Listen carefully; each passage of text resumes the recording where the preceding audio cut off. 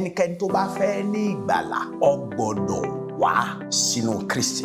Ìgbàlà ò sí lọ́dọ̀ ẹlòmíràn. Kò sí ohunkóhun tá a lè ṣe tá a fi lè rí ìgbàlà. Ẹ̀sìn kankan, àwọn aṣíwájú ẹ̀sìn wọn ò lè gba ẹnikẹ́ni là. Nínú Kristi nìkan ni ìgbàlà wà.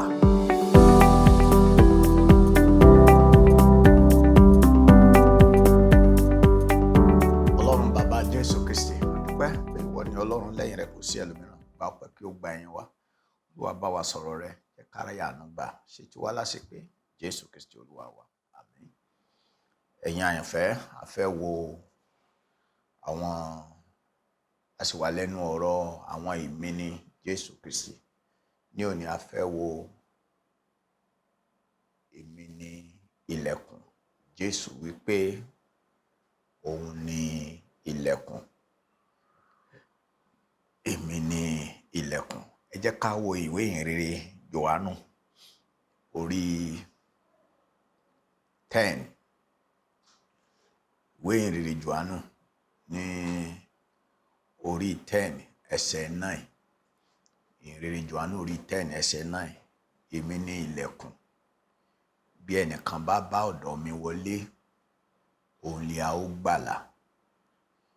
Yóò wọlé, yóò sì jáde, yóò sì rí koríko. Èmi ni ilẹ̀kùn.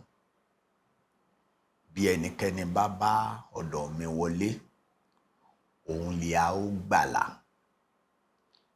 Yóò wọlé, yóò sì jáde, yóò sì rí koríko. Kí Olúwa kó bùkún kíkà àti gbígbọ́ ọ̀rọ̀ rẹ̀ nínú àyà wa ní orúkọ Jésù Kristi.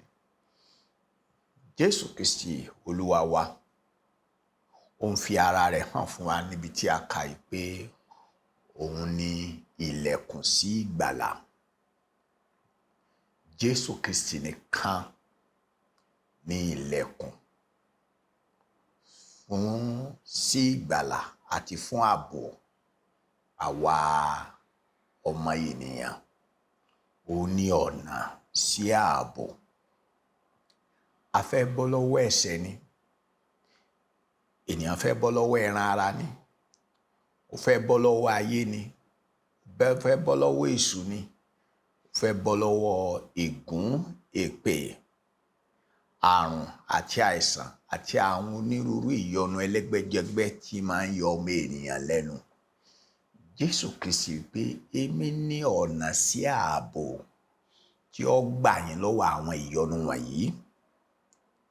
Sẹ́rí tí a bá ń sọ̀rọ̀ ìgbàlà, ìgbàlà kì í ṣe nǹkan ẹ̀bùn kan tá a gbà lọ́wọ́ Kristi tá a wá bá tiwa lọ. Rárá, ìgbàlà jẹ́ ohun tá a ní nínú Kristi. Mo gbàgbọ́ pé n tó máa ń fa àríyànjiyàn pé èèyàn lè sọ gbàlà nù, èèyàn ò lè sọ gbàlà nù. Ààbò ayérayé wà lórí ìgbàlà ẹni tí tó bá wá sínú Kristi. Tó bá ń fa àríyànjiyàn láàrin àwa onígbàgbọ́, mo wòye pé òye tí a ti ní látọjọ́ ti pẹ́ pé ìgbàlà jẹ́ nǹkan tá a gbà lọ́wọ́ Jésù tó wà lọ́wọ́ wa tó ṣeé ṣe kó bọ́ sọnù.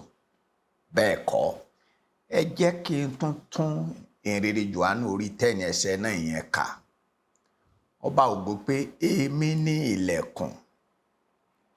Bí ẹnìkan bá bá ọ̀dọ̀ mi wọlé, òun ni a ó gbàlà. Yóò wọlé, yóò sì jáde, yóò sì rí koríko. Ìgbà bá gba ọ̀dọ̀ Kristi tí í ṣe ilẹ̀kùn wọlé, ẹni á ní gbàlà. Ìyẹn ni pé nínú Kristi ni ìgbàlà wà.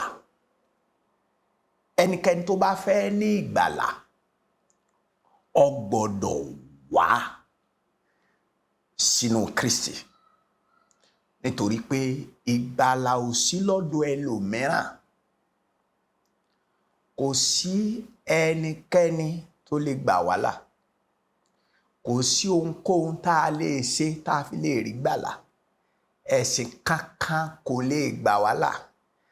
Àwọn aṣíwájú ẹ̀sìn wọn ò lè gba ẹnikẹ́ni là. ìwé Iṣẹ́ àwọn Àpọ́stélì orí 4 ẹsẹ̀ 12 ìwé mímọ́ jẹ́ kó yé wa wípé ìgbàlà ò sí lọ́dọ̀ ẹlòmíràn, kò sì sí ìgbàlà lọ́dọ̀ ẹlòmíràn, nítorí kò sí orúkọ mìíràn lábẹ́ ọ̀run tí a fi fúnni nínú ènìyàn nípa èyí tí a lè fi gbà wá là. Ìyẹn ni pé nínú Kristi nìkan ni ìgbàlà wà. Ẹni tí ó bá ní ìgbàlà ọ̀ranyàn ni yóò gba ilẹ̀kùn wọlé, yóò gba ọ̀dọ̀ Kristi tí í ṣe ilẹ̀kùn sí ìgbàlà, yóò gbà wọlé. Ẹni a bá rí nínú Kristi ń ló nígbàlà, kì í ṣe ń tá a rí nínú ìjọ. Ẹ jẹ́ kó yé ẹ̀yin onígbàgbọ́ àti gbogbo ẹ̀yin ẹlẹ́sìn pé akitiyan ẹ̀sìn kò mú ìgbàlà bá ẹnikẹ́ni. Ìwà rere kò lè fún ẹnikẹ́ni nígbàlà.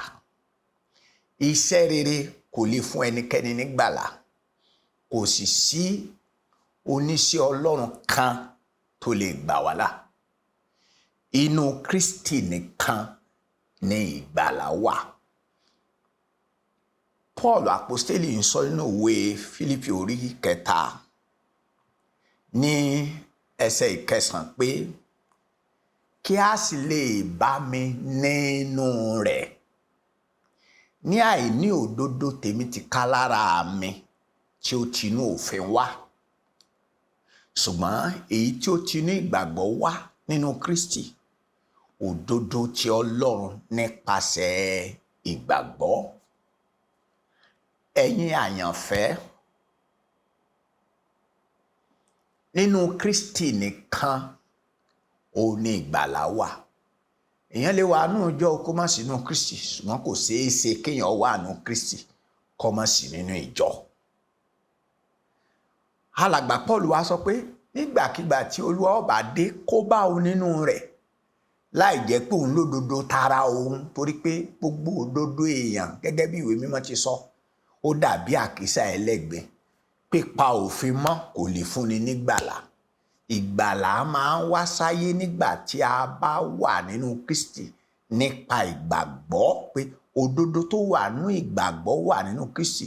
Ó ní pé kí a sì lè bá mi nínú rẹ̀, ní àìní òdodo tèmi ti ká lára mi tí ó ti inú òfin wá, ṣùgbọ́n èyí tó ti inú ìgbàgbọ́ wá nínú Kristi, òdodo ti Ọlọ́run nípasẹ̀ ìgbàgbọ́. Nígbà tí a bá dẹ̀ fẹ́ wá sínú Kristi, pé ká lè bá wa nínú Kristi, ó ní pé kí a gba ọ̀dọ̀ rẹ̀ wọlé. Báwo la ṣe ń gba ọ̀dọ̀ rẹ̀ wọlé? À ń gba ọ̀dọ̀ Kristi wọlé nípa ìgbàgbọ́. Bí ìgbà tí èèyàn bá gbésẹ̀ láti òde ilẹ̀kùn tó gbésẹ̀ wọnú ilẹ̀kùn.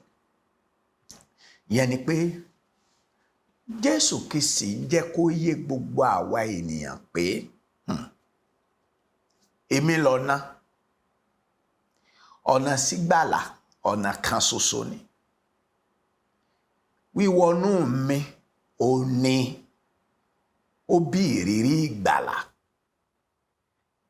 Ẹni tí bá ń ṣe fàájì ní gbàgede ilẹ̀kùn kò ní gbàlà. Ẹni bá ń rìn lẹ́gbẹ̀ẹ́ ilẹ̀kùn tó ń fara yílẹ̀kùn kò lè ní gbàlà. Àfi tí Olúwa rẹ̀ bá gba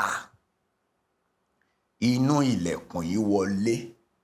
Tó bá gba inú ilẹ̀kùn yìí wọlé, bó la ṣe ń gba ilẹ̀kùn yìí wọlé? Nípa ìgbésẹ̀ ìgbàgbọ́ ni, nípa ìgbàgbọ́ ni. Ìní a fi máa ń dásẹ̀ wọnú ilẹ̀kùn. Ìyẹn ni Jésù Kristi.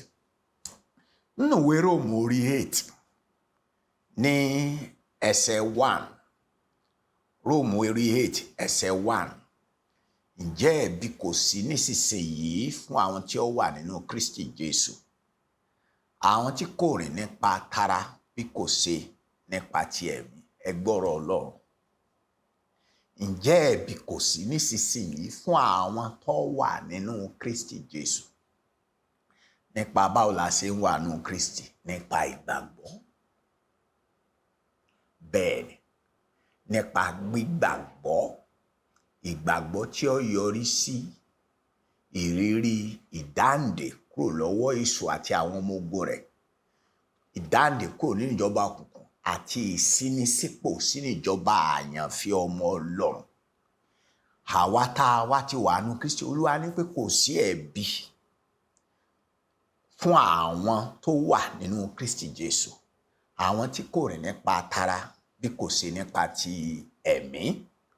Ẹ tún jẹ́ kí a gbọ́ ohun tí ẹ̀mí mímọ́ tún sọ nínú Kọ́ríńtì kejì orí 5, kí ọ̀rọ̀ yìí lè yé wa pé ọ̀rọ̀ ìgbàlà ká wà nínú Kristi ni o, kì í ṣe ká wà lóde Kristi o. Nítorí náà, bí ẹnikẹ́ni bá wà nínú Kristi, bí ẹnikẹ́ni bá wà nínú Kristi, ó di ẹ̀dá titun.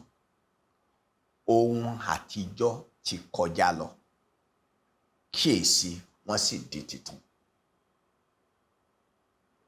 Nítorí náà, bí ẹnikẹ́ni bá wà nínú Kristi, ó di ẹ̀dá titun.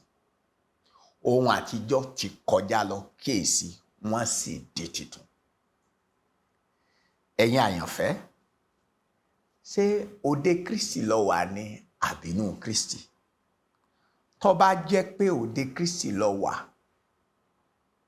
ọ̀rọ̀ Ọlọ́run yìí jáde sí ọ wípé ọba ògo sọ pé èmi ní ilẹ̀kùn, èmi ní ilẹ̀kùn.